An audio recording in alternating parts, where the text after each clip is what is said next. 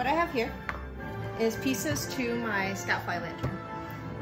I printed this out like a week or so ago, and I've been filling and priming and stuff since, because the prints, at least these ones, didn't turn out super nice, so I had to do a lot of work to them.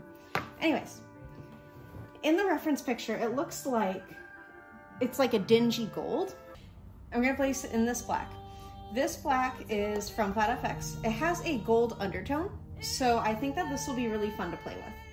And then I'm gonna try to dry brush it with either a antique gold from Folk Art or the treasure gold from Folk Art.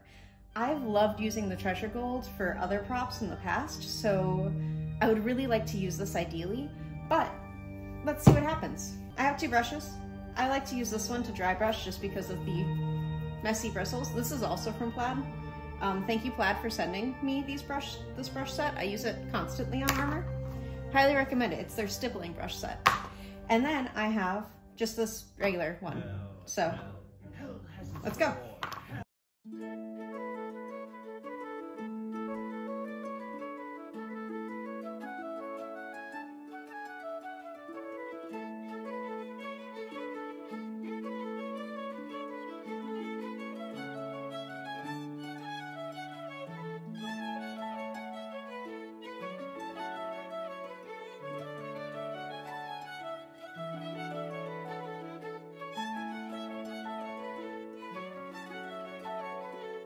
So I did 2 coats and let them fully dry.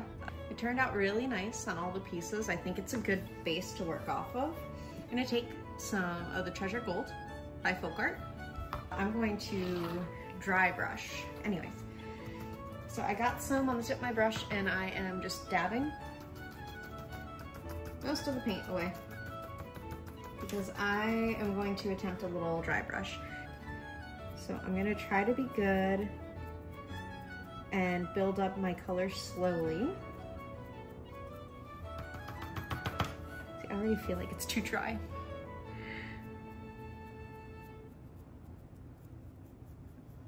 Just gentle. The thing with this is I want to build up the color slowly so then that way I can make it as like light or dark as I want.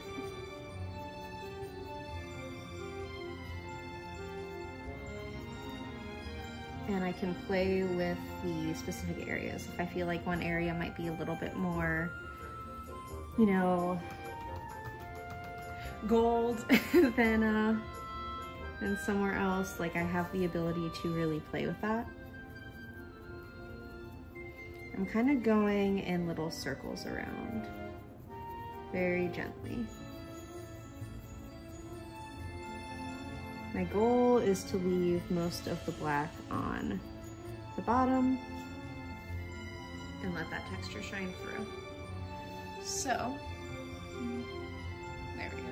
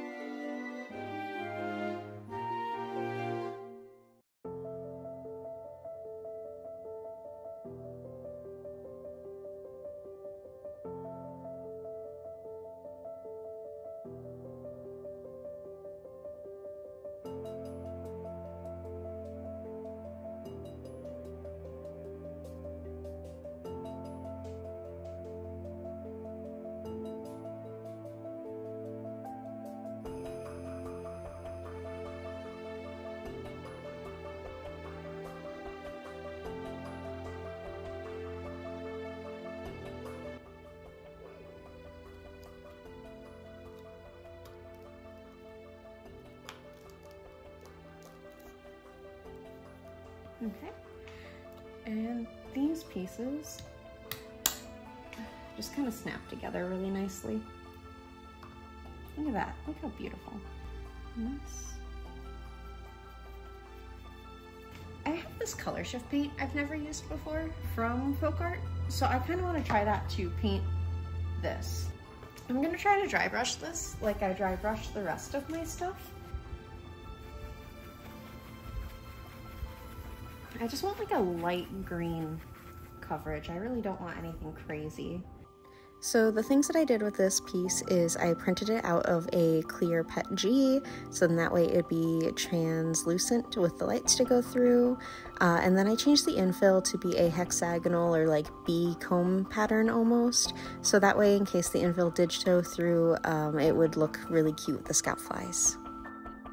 What we are going to do, and again, because this is dry brushed on, this is all pretty much dry already. I'm just gonna take these and stuff them in. I'm really not worried about like dilution, light dilution at this point, just because I just want to test it out and see what it looks like.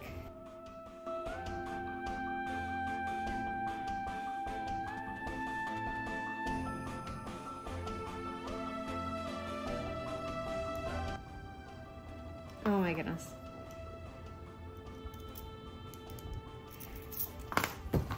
Go get a different one. That one's dead. I got a different one and I got them all in. That's really cute. I think the color does need a little bit of more solidity to it.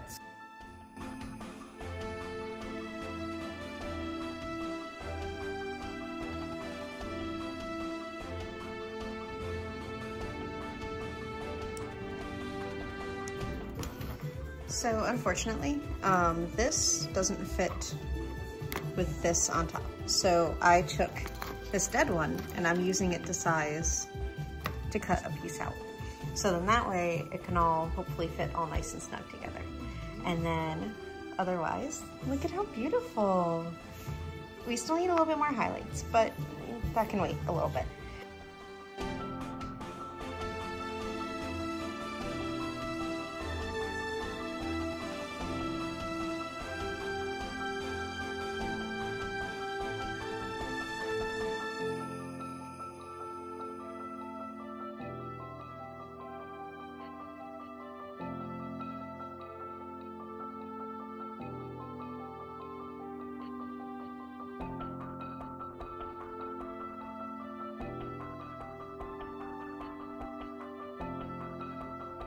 And here is the finished Scoutfly lantern. I hope you guys enjoyed watching. It might have been the smallest piece of my cosplay, but it ended up being one of my favorite pieces. There's a lot of like just little details that are all packed in, so I hope you guys enjoyed watching me paint it and put it together. So next, hopefully, I will be able to actually finish editing the rest of the videos from this cosplay. So I hope you stick around, like, subscribe, or whatever. I appreciate you all for watching. Thanks. Bye.